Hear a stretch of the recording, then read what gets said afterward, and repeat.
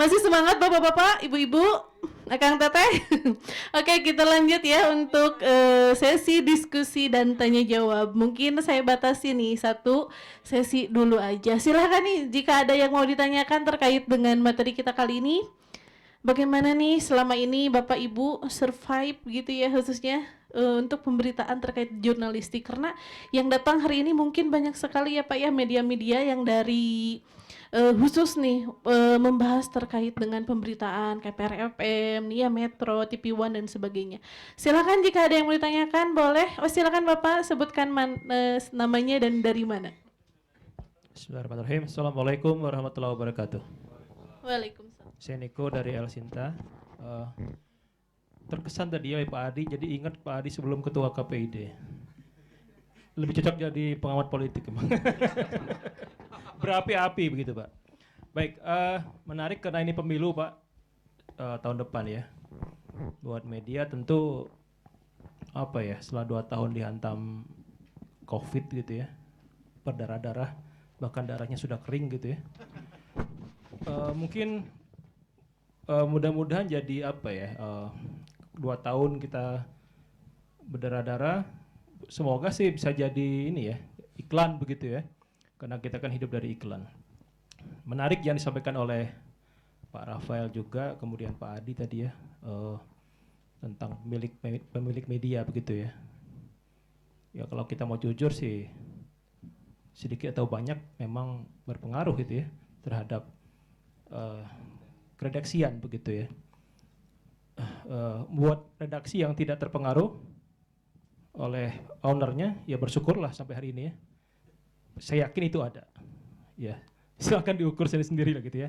Pengaruh itu atau ada atau enggak. Nah, mungkin Pak Rafael, Pak Adi, gimana ya nanti di tahun depan? Tentu karena kita ingin selalu lebih baik begitu ya. Walaupun kita apa ya, beriklan atau memberitakan, tetap seperti yang tadi Pak Rafael sampaikan dan Pak Diana sampaikan, tetap di jalurnya begitu ya, tanpa menyalahi aturan. Minta arahan sih ya, bagaimana sih sebaiknya tahun depan kita tetap bisa beriklan, maksudnya menawarkan iklan yang maksimal kepada katakanlah membuat partai politik ataupun caleg, tapi tetap di rambu-rambunya ya, tidak melanggar aturan-aturan yang sudah ada baik di Komisi Penyiaran ataupun di Komisi Pemilihan Umum. Itu saja. Hatur nuhun. Assalamualaikum warahmatullahi wabarakatuh. Waalaikumsalam warahmatullahi wabarakatuh. Baik, terima kasih Kang Niko dari El Sinta. Ditampung dulu ya Pak ya. Silakan jika ada yang mau ditanyakan lagi. Silakan Teteh cantik. Sebutkan nama dan dari mana. Ya baik, bismillahirrahmanirrahim. Assalamualaikum warahmatullahi wabarakatuh. Ini kita sebangku Pak Niko sama-sama bertanya ya. Saya Mufida dari Radio MKFM. Bapak-bapak, ibu-ibu, akang, teteh semuanya. Menarik materi yang disampaikan. Jadi refleksi juga begitu ya dengan kondisi media penyiaran saat ini, dengan tantangan media sosial. Bahkan tadi banyak data juga ya disampaikan bahwa media sosial menjadi salah satu kanal yang mungkin senantiasa dibuka begitu ya oleh generasi zaman sekarang. Saya pun begitu sebetulnya. Jadi sekarang mungkin untuk mencari informasi yang cepat begitu ya, tinggal membuka media sosial, misalnya kita cari keywordnya langsung ada gitu. Tapi tentu peran media penyiaran juga tidak kalah penting untuk tetap bisa dioptimalkan, sehingga ini mungkin pertanyaannya bisa dijawab oleh Pak Rafael atau Pak Diana atau juga Kang Elang. Jadi melihat geliat media saat ini, pertanyaannya adalah seperti apa media penyiaran perlu bersikap, apakah perlu ditangkap sebagai bentuk dalam tanda kutip persaingan, atau bisa kita tangkap juga sebagai peluang dalam meluaskan distribusi informasi tadi. Karena melihat tren media sosial saat ini, ternyata pada akhirnya banyak media penyiaran yang memutuskan juga untuk menyambung siarkan ke platform media digital, media sosial begitu ya. Kalaupun tadi misalnya ada radio yang bisa dilihat penyiarnya dan sebagainya, ketika live streaming itu ditampilkan juga ke media sosial. Tapi ada juga tren-tren media cetak ataupun mungkin media penyiaran yang memang cukup optimis begitu dengan mempertahankan eksklusivitas dari bentuk penyiarannya masing-masing. Karena memutuskan untuk tidak membuka etalase media sosial ini, saya sempat bertemu juga di salah satu forum kemarin baru-baru salah satu media cetak memutuskan, padahal sudah ternama begitu ya media cetak tersebut, tapi memutuskan tidak akan membuka media sosial katanya. Nah ini kalau kita melihat untung ruginya seperti apa, mungkin dari sisi dampak jangka pendek sedikit banyak bisa menghegemoni perputaran informasi di media sosial, tapi kalau kita pikir-pikir juga begitu dari sisi jangka panjangnya, mungkin bisa jadi mengurangi atau menghilangkan eksklusivitas media penyiaran. Jadi publik ini cukup puas saja dengan melihat medsosnya saja. Nah jadi pemanfaatan media sosial bagi media penyiaran ini apakah cukup untuk kemudian dijadikan etalase saja, atau tadi menjadi peluang yang bisa ditangkap untuk perluasan informasi. Karena tadi juga disampaikan Kang Elang ya, menyikapi transitional to digital, kita jadi perlu berpikir ulang barangkali strategi yang perlu dihadirkan ini menghadapi generasi yang ada saat ini. Jadi menghadapi tahun politik juga, apakah perlu begitu untuk kemudian membagi peran di masing-masing media penyiaran ini? Karena kan kita bisa bayangkan ya, sekarang saja sudah masif sekali gitu perputaran informasi terkait dengan pemilu kada, tapi tentu kita juga tidak bisa melupakan begitu informasi-informasi yang juga perlu dihadirkan ketika tahun-tahun politik di luar dari isu-isu politik tersebut. Itu mungkin pertanyaannya, hatur nuhun. Iya baik, terima kasih Teh Mufida dari MKFM. Ya beri tepuk tangan nih untuk kedua penanya. Satu lagi silakan. Bismillahirrahmanirrahim. Assalamualaikum warahmatullahi wabarakatuh. Bapak-bapak narasumber yang kami hormati, materi yang awesome kalau orang Amerika bilang ya, Kang Elang. Tadi soalnya kan menyinggung antara dalam negeri luar negeri. Saya ke Pak Ketua, dalam riset tadi disebutkan bahwa preferensi milenial mengenal calon pemimpinnya itu kan melalui medsos. Nah ini menarik gitu. Menariknya apa? Kami mainstream atau media yang memang sudah sejak dulu ada gitu kan. Kenapa ditinggalkan? Dan kenapa menjadi pilihan mereka generasi Z ya, dan seterusnya ke atas begitu. Ini otokritik juga buat kami para pelaku media penyiaran mainstream begitu. Tapi di sisi lain, seperti yang kita ketahui bersama, itu pun berdasarkan riset dan data, bukan fakta yang mengawang-awang begitu, bahwa di media sosial pun banyak noise-nya, kan begitu. Tapi kenapa mereka menampilkan semacam profil konten dan sebagainya itu masuk ke jalur itu gitu, masuk ke media itu? Bukankah ada media yang kalau ada huru-hara di luaran sana atau di medsos, bukan di luaran gitu kan, balik lagi ke kami gitu. Para pencari informasi. Para pencari informasi. Oh ini lagi rame nih di sini. Balik dewe nonton TV. Balik udah denger radio. Nah kenapa mereka ini yang kayak semacam Pak Dewan gitu. Saya ingin tanya juga Pak Dewan, selama ini penggunaan medianya kemana nih? Ke medsos atau ke mainstream nih selama ini? Saya ingin tahu juga supaya kami juga bisa memperbaiki diri. Oh ternyata pilihan media Pak Dewan ini ke sini gitu. Ada apa dengan kami kan begitu. Nah, tolong beri kami pencerahan gitu kan atas riset yang tadi disampaikan oleh Pak Adiana gitu. Preferensi milenial itu aksesnya kebanyakan mereka mendapatkan informasi melalui medsos. Apa yang salah dengan kami? Sementara kami bekerja berdasarkan undang-undang. Terima kasih. Iya, pertanyaannya menarik ya. Apa yang salah dengan kami? Bisa dijadikan judul sinetron itu. Iya baik, terima kasih. Untuk ketiga penanya kita dibatasi dulu ya Pak ya. Perlu diulang Pak pertanyaannya? Aman ya? Oke, silakan. Mungkin silakan pertama Bapak Rafael dulu nih untuk menanggapi pertanyaan dari ketiga penanya kita.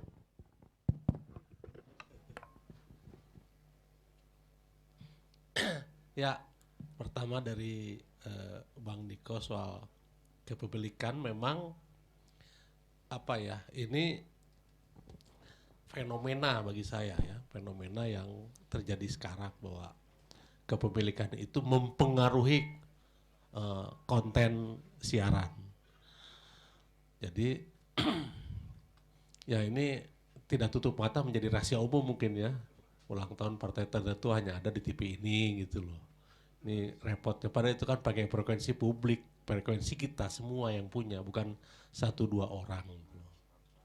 Ya itulah mas partai segala macam. Jadi ya itu. Jadi saya berharap teman-teman KPI ini menjadi wasitnya tegas lah gitu, nggak usah tedeng aling-aling maksud saya, tegas, tes salah-salah gitu loh. Saya nggak tahu nih praktek itu sampai hari ini saya perhatikan masih ada gitu loh. Jadi berpengaruh atau tidak pasti pengaruh itu ada. Jadi pemilik media pasti intervensi lah ke teman-teman redaksi. Tapi saya pikir kalau regulasinya keras, tegas, saya pikir pemilik media juga nggak bisa main-main juga ke redaksi gitu. Jadi intinya bagi saya penegakan aturan regulasi dari teman-teman KPI.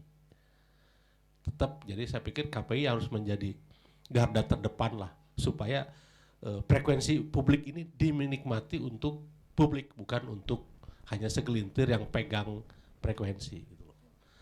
Ya, bagaimana cara survive ya memang ini apa ya? Bagi saya ya tadi dengan Ibu siapa Ibu Novi ya Mufidah ya harus, bagi saya memang harus konvergensi, harus ada ya kolaborasi lah dengan teman-teman media sosial. Kan sekarang tuh saya lihat contoh Tribun gitu loh. Tribun itu ada Tribun News, tapi dicetaknya itu sampai sekarang masih kuat yang cetaknya itu. Tribun itu saya lihat di pasar-pasar di mana masih laku Tribun yang 2000 itu gitu loh. Opelahnya masih tinggi. Saya juga nggak ngerti. Yang lain kok Galamedia udah nggak saya temukan lagi gitu loh. Yang saya temukan hanya Tribun di pasaran. Ini bukan memuji maksud saya, tapi ini fakta gitu loh. Nah, berkolaborasi dengan ya mereka buka kanal juga gitu. Jadi saya pikir sebuah keniscayaan media sosial ini.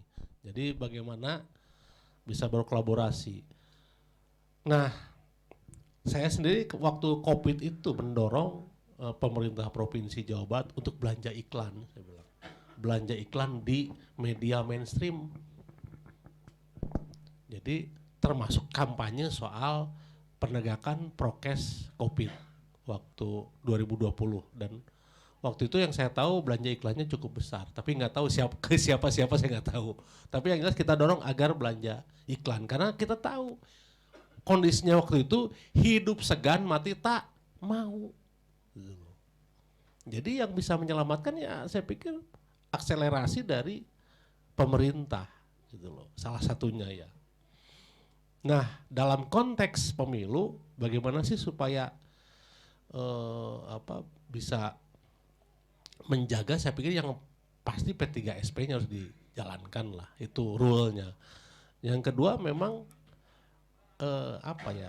ya mungkin marketingnya harus lebih jago, harus tahu program-program contoh ya, di DPRD itu ada belanja humas namanya. Belanja humas itu untuk untuk memberitakan kinerja setiap anggota dewan. Yang saya tahu ini saya buka aja, satu orang tuh dapat adikarya parlemen namanya 5 juta. Itu loh. 5 juta adikarya parlemen itu. Per orang, per bulan. Nah ini bisa media cetak, bisa media elektronik dan sebagainya. Nah saya sendiri beberapa kali ya gantian gitu loh. Kadang di mana ya, saya sebutin gak enak, di Kompas saya pernah gitu loh, di media cetak saya pernah gitu loh.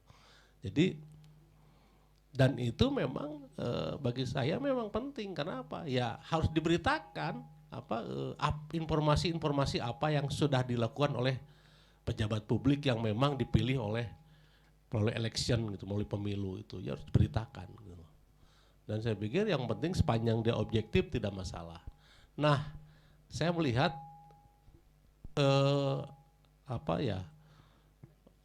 demokratisasi penyiaran ini memang tantangan paling menantang lah untuk tahun-tahun politik ini. Ya, tantangan paling besar itu. Jadi lembaga-lembaga penyiaran yang punya afiliasi politik, gitu loh. Ini yang saya pikir teman-teman KPI harus lebih 24 jam lah nongkrongin gitu loh. Karena bagaimanapun nanti ke depan tetap saja bagi saya publik yang harus mendapatkan manfaat dari proses pemilu dengan mendapatkan program-program siaran yang baik gitu loh. Nah, tantangannya adalah ya tadi saya juga sampai sekarang masih bingung menjawabnya kenapa media sosial tuh masih tinggi gitu loh. Dan yang jadi masalah berita-beritanya yang memang bombastis. Contoh gitu loh. Contoh kemarin saya beritanya aneh, judulnya itu bombastis lah. Anies Baswedan ditangkap KPK gitu. Yang benar saya bilang, ternyata orang lain itu gitu loh. Aduh, saya bilang, gila ini cara ternyata dari satu klik itu menjadi sumber uang gitu loh. Saya nggak ngerti juga. Kalau teman-teman kan punya pengawas KPI. Tapi kalau media itu kan nggak ada sampai hari ini siapa pengawasnya.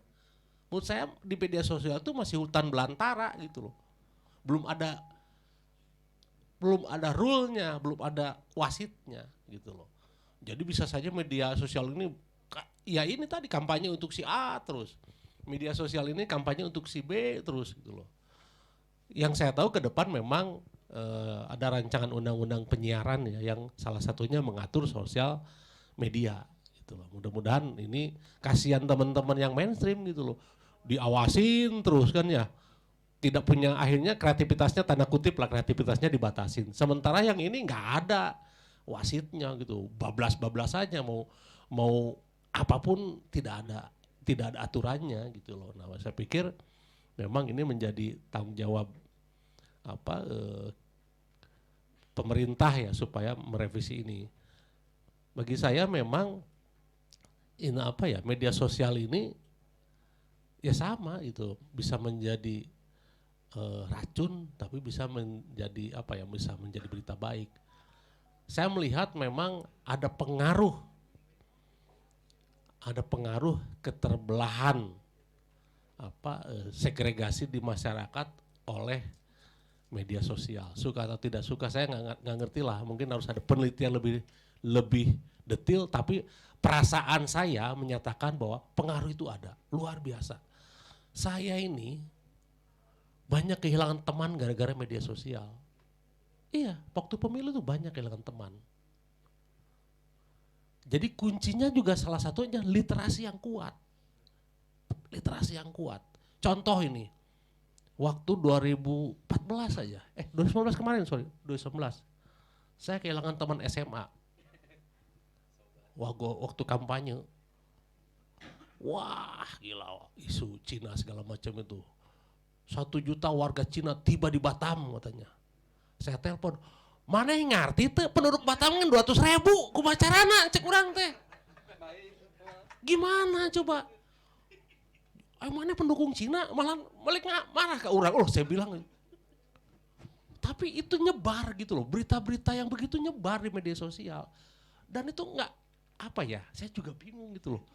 1 juta warga Cina dan itu menganggap berita itu benar gitu loh. Oh, saya bilang artinya kuncinya memang literasi masyarakat yang kuat. Masyarakat yang kritis bisa menjadi sebelum negara bertindak ya, bisa menjadi gatekeeper-nya lah gitu loh. Budaya bacanya harus diperkuat. Kayaknya dia nggak tahu Batam tuh segede apa gitu loh. Ada orang ke Batam nggak ini? 200.000 orang paling 1 juta tiba di Batam. Cara penerbangannya gimana coba? Tapi itu fenomena yang ada. Ada saya bilang. Termasuk juga waktu urusan COVID. Salah satu persoalan vaksinasi awal-awal itu adalah berita yang menyatakan vaksin itu haram. Itu membuat orang takut gitu loh. Aduh saya bilang, ya itulah gitu loh, itu tantangan. Jadi satu sisi apa ya, kebebasan pemberitaan segala macam gitu, nggak bisa negara. Ya ada juga yang beranggapan begitu, nggak boleh dibatasin gitu loh. Tapi satu sisi ada kepentingan publik yang harus dijaga gitu loh. Nah ini saya pikir ya kita proses demokratisasi yang memang menurut saya sih masih belum menemukan role model yang pas lah gitu loh. Satu sisi ya itu tadi bahwa informasi ini nggak boleh dibatasin segala macam gitu loh. Negara nggak boleh menyensor kan ya. Itu Rocky Gerung CS lah. Nggak boleh negara menyensor informasi apapun gitu loh. Biarkan informasi itu dipilah oleh publik mana yang baik, mana yang buruk. Tapi bagi saya sepanjang literasinya rendah bahaya gitu loh. Sepanjang literasinya rendah bahaya gitu loh. Jadi menurut saya memang ya ini model yang menurut saya belum, ya masih proses lah ya, kita ini masih protes bagaimana demokratisasi yang kita inginkan yang memang literasinya kuat, informasi juga bisa bebas. Semacam sebelum literasi kuat, informasi yang tidak diatur bagi saya bisa racun juga gitu loh. Ya tadi salah satu contoh-contohnya gitu loh. Jadi tanpa pemahaman yang kuat bahaya juga gitu loh. Saya itu beberapa kali ya itu tadi soal apalagi soal politik aliran. Saya merasakan betul itu waktu tahun 2014 2019. Nah, saya berharap tahun 2024 kejadian itu tidak terjadi lagi. Mudah-mudahan gitu loh. Itu mungkin dari saya. Terima kasih. Ya, baik, terima kasih kepada Bapak Rafael. Silakan Pak Dr. Adiana untuk menambahkan nih. Ya, yang pertama Bang Niko, jadi KPI Pusat sekaligus KPID Provinsi Jawa Barat gitu ya, itu Saya lupa tadi tanya. Masih nonton media mainstream nggak gitu loh tadi ya oleh Akang ini. Saya dengar radio tuh kalau dalam perjalanan naik mobil. Dalam perjalanan naik mobil pasti radio. Dan yang kedua kalau TV ya pasti saya tonton berita gitu. Masih kalau itu. Terima. Oh, kalau untuk menjadi referensi mana benar mana enggak ya pasti media mainstream gitu. Tapi kalau untuk berselancar membangun koneksivitas politik ya media sosial menurut saya masih menjadi referensi lah, masih menjadi rujukan media sosial kalau untuk membangun jejaring politik. Itu Kang. oke ya, Bang Niko, KPI sama KPID itu mendorong KPU ini ya, kita bicara iklan kampanye itu kan karena sudah diatur oleh penyelenggara pemilu biasanya. Jadi kita sudah mendorong karena ada beberapa case kan kampanye itu kan dibiayai sama negara hari ini melalui Komisi Pemilihan Umum. Jadi ada beberapa case yang kemudian KPU di beberapa daerah di Jawa Barat juga pernah terjadi gitu ya. Itu ngiklannya di lembaga penyiaran yang tidak berizin. Nah, maka kami mendorong gitu ya bahwa iklan itu harus ke lembaga penyiaran berizin. Bahkan beberapa waktu lalu ada beberapa KPU yang minta rekomendasi ke kami gitu ya. Rekomendasi lembaga penyiaran yang berizin di daerahnya. Termasuk kalau nggak salah KPU Kota Bandung ya, Mas Waka ya waktu itu ya. Kita udah menandatangani fakta integritas atau apa itu. Waktu itu Mas Waka yang hadir ya. Itu ya, satu itu ya. Kedua, karena ini kan kita bicara iklan, tadi saya coba munculin pasal 60 tuh ya, program siaran iklan layanan masyarakat yang ditayangkan pada masa kampanye pemilihan umum pilkada harus mengikuti peraturan perundang-undangan. Nah, peraturan perundang-undangan itu tidak hanya Undang-Undang 32 dan P3 SPS, tapi kemudian Undang-Undang Pemilu gitu ya, Undang-Undang 17 Undang-Undang 2017 gitu, dan aturan dari Bawaslu. Nah, kalau misalkan iklannya di luar tadi ya, dalam perspektifnya almarhum Prof Firmansyah itu kan dibagi dua tuh. Walaupun banyak beberapa ilmuwan komunikasi politik tidak membedakan itu. Kalau kampanye atau kalau iklannya di luar masa kampanye yang belum ditetapkan oleh penyelenggara pemilu gitu ya, berarti itu iklan politik. Misalkan iklan politik itu bisa aja talk show apa segala macam. Nah itu kan P3SPS tuh Bang Niko.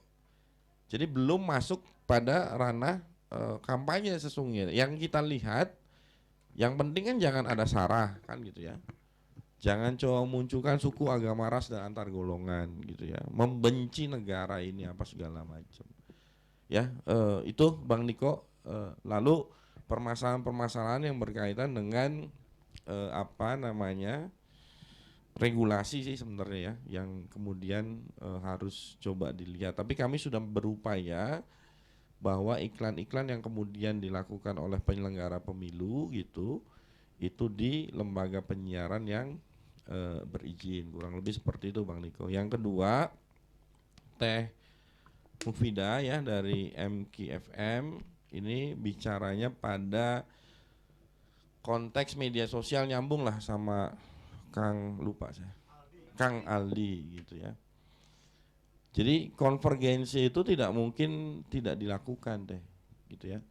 Jadi kalau bagi saya sih ini tantangan dan peluang gitu ya. Tadi makanya di awal saya bilang bahwa mengutip konsepsinya Jurgen Habermas gitu ya, bahwa lembaga penyiaran ini sesungguhnya pada awalnya itu kan adalah public sphere ya, tapi kemudian ketika ada monopoli ya, monopoli itu dari pemegang modal gitu ya dan dari penguasa, maka ini bias nih ya. Maka sesungguhnya kalau dalam pikiran saya gitu, lembaga penyiaran hari ini harus membuktikan gitu ya, membuktikan bahwa lembaga penyiaran ini adalah institusi media yang kemudian itu nggak bisa diganggu gugat, bahwa informasinya itu clear gitu ya. Ya kalau ngomong ada apa dengan kami ya tanyakan ke pemilik media Kang Aldi misalkan, atau pemilik media punten Kang ya. Salah satu yang merusak demokratisasi penyiaran itu adalah monopoli media yang kemudian mencampuri urusan-urusan redaksi. Punten saya ngomong kayak gini. Mau dibolak-balik gimana pun sok, ayo kita berdebat, 24 jam saya layani itu. Betul. Gitu ya. Jadi konvergensi itu tidak mungkin dielakkan. Satu adalah tantangan, satu adalah peluang kan kayak gitu ya. Untuk memperluas informasi yang kemudian tadi Teh Mufida bilang itu disiarkan gitu ya. Next ke depan gitu, kemajuan teknologi ini nonton TV dari gadget teh. Di beberapa negara itu sudah itu gitu ya. Kalau fasilitasnya itu udah oke ya. Makanya analog switch off itu kan mendorong 5G gitu ya, apa segala macam itu untuk itu. Ya, itu ya Teh Mufida ya. Kang Aldi, ini riset 2018. Saya masih ingat betul riset itu karena sebagai salah satu syarat saya maju sidang disertasi. Tapi memang ini syarat tambahan aja, bukan syarat utama. Jadi saya waktu itu meneliti di 6 perguruan tinggi gitu ya, negeri, 6 perguruan tinggi negeri dalam apa sih sebenarnya yang kemudian diakses oleh kawan-kawan muda ya. Lalu informasi politiknya itu berupa apa gitu ya.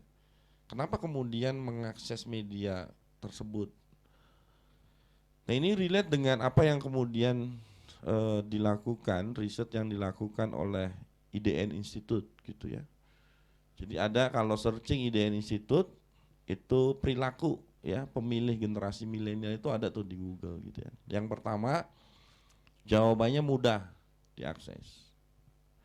Ya, yang kedua gitu ya, karena mudah diakses gitu, bahwa pilihan media itu tergantung si kandidat.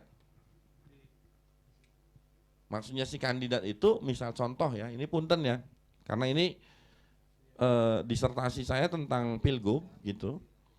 Ya, pada waktu itu yang melek media sosial ini kan Pak Ridwan Kamil.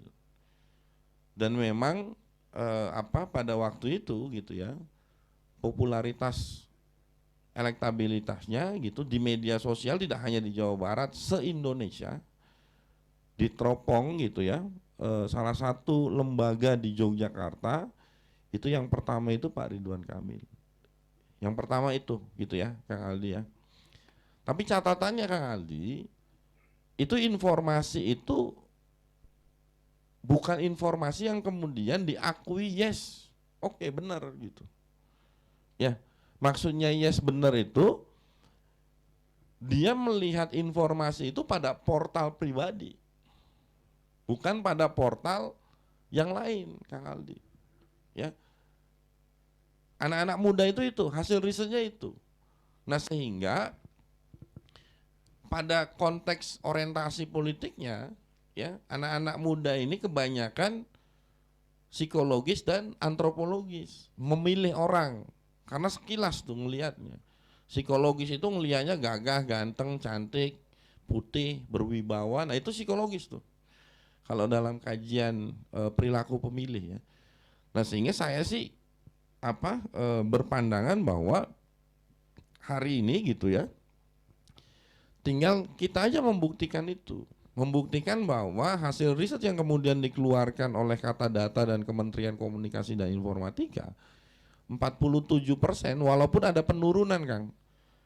Jadi tahun 2020 itu gitu ya, media yang dipercaya itu masih TV ya, ini punten yang radio nih ya, TV ya, 49%. 2021 turun menjadi 47%. Keduanya media sosial 22,4%. Media yang dipercaya. Dan saya pikir ini adalah tantangan buat kawan-kawan lembaga penyiaran. Sesungguhnya kalau bagi saya ya, bahwa bagaimana misalkan informasi yang kemudian dikeluarkan oleh lembaga penyiaran, terutama informasi politik, itu harus melihat pada konteks proximity-nya. Apa kemudian yang dibutuhkan? Informasi apa yang kemudian dibutuhkan? Ya, ngelihatnya kan per segmen. Jadi kalau tadi Kang Elang melihat pada segmentasi gitu ya, apa segala macam ya. Lalu ada kecenderungan gini Kang Aldi, ya dalam kajian komunikasi politik gitu ya. Atau dalam hasil riset ya IDN 2019.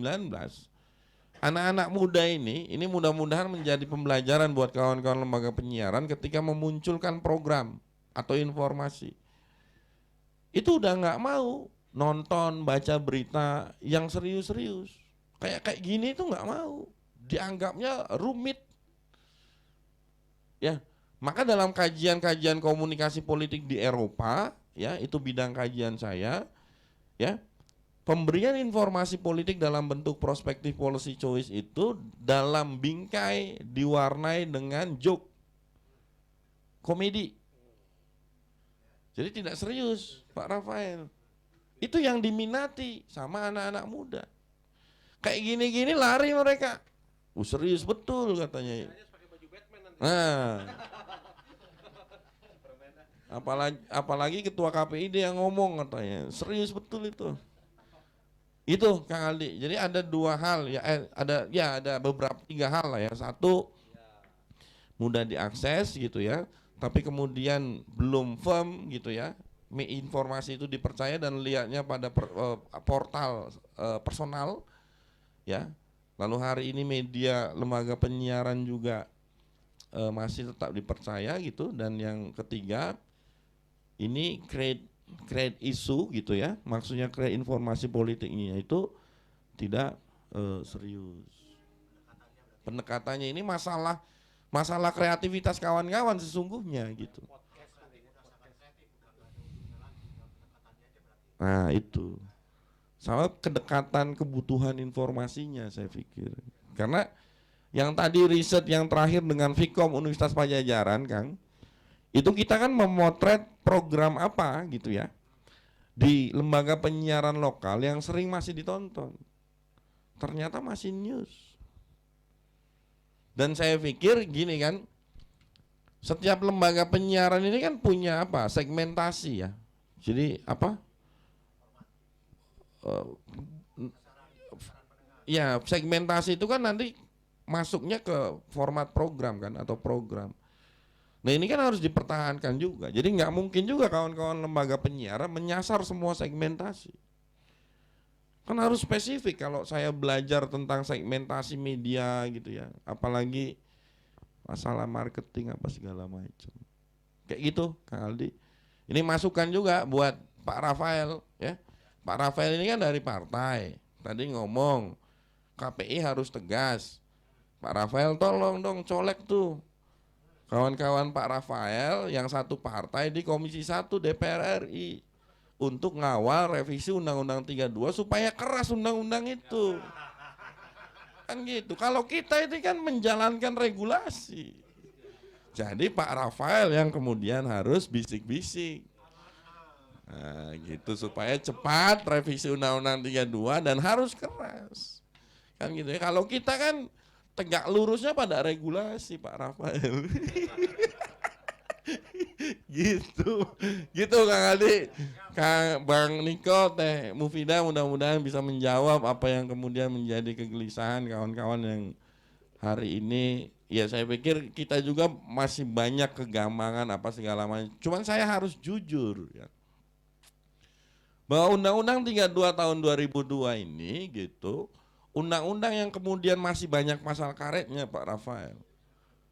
Contoh, ini punten ya, saya nyebut case ya. 2016-2018 KPI Pusat melayangkan sanksi pada salah satu stasiun televisi. Ya, tadi yang disebut Pak Rafael itu. Kita layangin sanksi, digugat KPI. Ya, kalah. Kalah, Bos. Padahal kita mau menegakkan yang namanya diversity of content pada waktu. Nggak bisa lembaga penyiaran yang menggunakan frekuensi publik, yang kemudian itu ada amanat dalam Undang-Undang 32 tahun 2002 di pasal 1, pembukaan gitu ya, itu klausul umum, itu harus untuk kepentingan publik, bukan untuk kepentingan partai, politik, atau kelompok. Kalah kita. Karena apa kalah? Karena regulasinya Pak Rafael. Nah, balik lagi kan gitu. Kita kalau udah ngomong regulasi mau dipukul sana sini juga, punten ya KPID Provinsi Jawa Barat mau dipukul sana sini juga, maju terus. Karena negara harus hadir, negara nggak boleh kalah oleh kepentingan apapun. Itu yang harus kita coba tanamkan. Nah kurang lebih kayak gitu kawan-kawan, terima kasih. Ini punten Pak Rafael dicolek-colek sedikit nih. Iya baik, terima kasih nih Pak Dr. Adi. Menarik sekali nih jawabannya. Mungkin ini sedikit saja tambahan dari Pak Elang, karena waktu sudah menunjukkan cukup habis ya. Baik, hatur nuhun. Ketika negara tidak boleh kalah, faktanya namanya adalah Ibu Pertiwi. Adanya ibu kota. Jadi kalau kita mafhum dan mengerti tentang perempuan, khususnya ibu, ini solusi. Semisal, ini agak seriusan lagi sedikit ya, karena memang ditarik serius. Iklan, ini bagi teman-teman Elbo nih ya. Jadi negara yang sayang, negaranya siapa? Ibu Pertiwi, berarti dia sayang. Aturan di undang-undang kita 32 tahun 2002 itu maksimal iklan berapa persen? 20%. 20% menghidupi yang 80%. Masuk akal tidak? Satu, tidak. Kedua, berarti bagaimana mungkin 20% ini bisa menghidupi kita semua? Artinya apa? Nominalnya kan besar. Boleh 20%, tapi nominalnya besar. Artinya per detik, per menitnya menjadi mahal. Apakah kita sudah sanggup menjadi mahal? Bagaimana caranya mahal? Kuncinya adalah berkesungguhan. Sungguh-sungguh, kalau kita sungguh-sungguh lebih cepat peduli. Maksudnya gimana? Tidak mungkin tiba-tiba Ardan, karena Ardan spesifik di anak muda. Tidak mungkin tiba-tiba Dahlia, karena Dahlia sejak dulu kala konsisten kepada all segment, tepatnya lagunya identik dengan dangdut. Bayangkan itu. Ketika dua lembaga penyiaran konsisten dan berkesungguhan, pasti ada hasilnya. Nah, faktanya sekarang adalah demokrasi. Ruhnya betul, konten dan kepemilikan. Nah, ketika kita mampu dan bisa, apa contohnya negara? Ibu Pertiwi menghadirkan PT Perorangan. Dan radio sekarang dulu masih hanya radio saja, hanya TV saja. Sekarang terbuka, Pak. Radio dan TV bisa punya bisnis yang lain, betul? Nah, ini yang kami sama-sama dorong. Kelak akan ada gembungan atau perkumpulan insan penyiaran, kita sama-sama semarakan. Kita sama-sama cari solusinya bersama. Karena Ibu Pertiwi ini sudah cukup lama nangisnya, gitu ya. Nah, artinya ketika kita berat, Pak, 2020, 21, 22, pandemi, Pak, iklan berkurang, Pak. Hey, come on, di Jawa Barat, Permenkominfo 3 tahun 2017 itu 318 gelombang FM kanalisasinya. 25 kabupaten kota minus Kabupaten Bandung Barat dan minus Kota Bekasi karena perluasan dulu ya, pemekaran. TV-nya sudah terbayang kan? Ada 8 wilayah siaran, layanan siaran televisi digital. Dengan asumsi Jabar 1, Kota Bandung Raya, Kota Bandung, Kota Cimahi, Kabupaten Bandung Barat dan juga Kabupaten Bandung. 2 adalah ini wilayah, kalau tidak keliru, Garut, itu Garut sendiri. 3 adalah Cirebon Indramayu. Kemudian juga Cirebon Kuningan. 4 adalah dari Pangandaran, Banjar, Ciamis, ya. Kemudian ke Garut, ke Tasik. Yang 5-nya adalah Kota Sukabumi, Kota Kabupaten Sukabumi. Ini juga 6, itu kalau tidak keliru 6 itu wilayah 6 itu Purwakarta ya, Purwakarta, Subang, daerah-daerah utara, Karawang, 7 Cianjur, 8 Majalengka, Sumedang. Dan 7 pemegang MUX. Rata-rata satu MUX misalnya disewa 10 lembaga penyiaran televisi. 7 kali 10, 70, Pak. Artinya super hyper competition. Kalau kita tidak sungguh-sungguh, how come? Kita harus prepare for the worst, ya, hope for the best. Kalau tidak begitu, kita selesai. Makanya, kenapa saya belajar sama Gen Z? Karena ternyata Gen Z lah savior kita, penyelamat kita. Jadi sebagai momentum bahwa teknologi dan kemanusiaan, bahwa Tuhan menakdirkan Gen Z ini adalah savior kita. Dan kita lainnya harus betul gitu ya. Sehingga saya yakin di dinamika ini kita sama-sama berat, walaupun di rumah mungkin hanya nasi dan telur lagi. Bagaimana pendidikan anak mahal, kesehatan anak juga mahal. Karena kita concern kepada generasi berikutnya, bukankah masa depan kita ada di bahu mereka. Pun demikian generasi sebelumnya juga berbicara pada generasi kita. Sehingga saya yakin bahwa Gen Z ini saya pribadi dan teman-teman memiliki solusi, Kang Niko, Bu Mufaidah dan juga Kang Adi. Jadi ini solusi bahwa kita harus berubah atau bergeser. Artinya menyikapi gitu, atau ngigelan zaman menjadi penting. Jadi ngigelan zaman ini bagian dari perhitungan kalkulasi di manajemen. Sehingga kita bersama-sama mafhum bahwa nggak mungkin 20% ini bisa menghidupi yang 80%. Sehingga dari sisi keuangan kita ini jasa, sama-sama jasa itu paling mudah. Revenues dikurangi, expenses langsung net profit atau net loss. Dan jangan lupa penyusutan di dunia radio dan televisi besar. Alat yang kita beli mahal-mahal. Pakai dolar pula, dolar Zimbabwe atau Amerika. Bagaimana penyusutan dihitung dengan baik? Kalau tidak, selesai kita semua. Dan yang terakhir adalah efisiensi. Jadi sangat kita mafhum bagaimana teman-teman LP, radio senior, namanya 2 huruf, O dan Z. Radio dari dulu sampai sekarang kecil kan sebetulnya. Radio itu kecil, di pavilion doang gitu ya. Dan itu menjadi efisien. Ketika efisien kita bisa tadi menghidupi 80%. Jadi efisien menjadi penting. Tidak perlu luas-luas sekarang studio ya, sudah ada digital, teknologi tinggi. Jadi kita sama-sama mafhum bagaimana kita membuat LP yang dapat bertarung dan bersaing dalam era ketidakpastian. Terima kasih dari saya Tunun, Bu Cynthia. Iya, beri tepuk tangan nih untuk ketiga narasumber. Alhamdulillah ya sudah selesai. Terima kasih Bapak-Bapak telah menyampaikan materinya. Sedikit saja saya simpulkan untuk Bang Rafael, mungkin nanti ya ada kolaborasi merata ya Pak ya dengan lembaga penyiaran maupun media sosial. Dari Dokter Adi, hukum intinya jangan berat sebelah mungkin ya Pak ya. Di sini seolah-olah lembaga penyiaran itu terasa dikekang tapi media sosial enggak gitu ya. Semoga tidak ada rasa itu lagi ke depannya ya. Mungkin yang ketiga dari Pak Elang, bagaimana ini generasi milenial itu jadi PR terbesar untuk kita gitu ya. Bagaimana tetap kita menyongsong generasi digital namun tetap kita tidak meninggalkan budaya lama kita.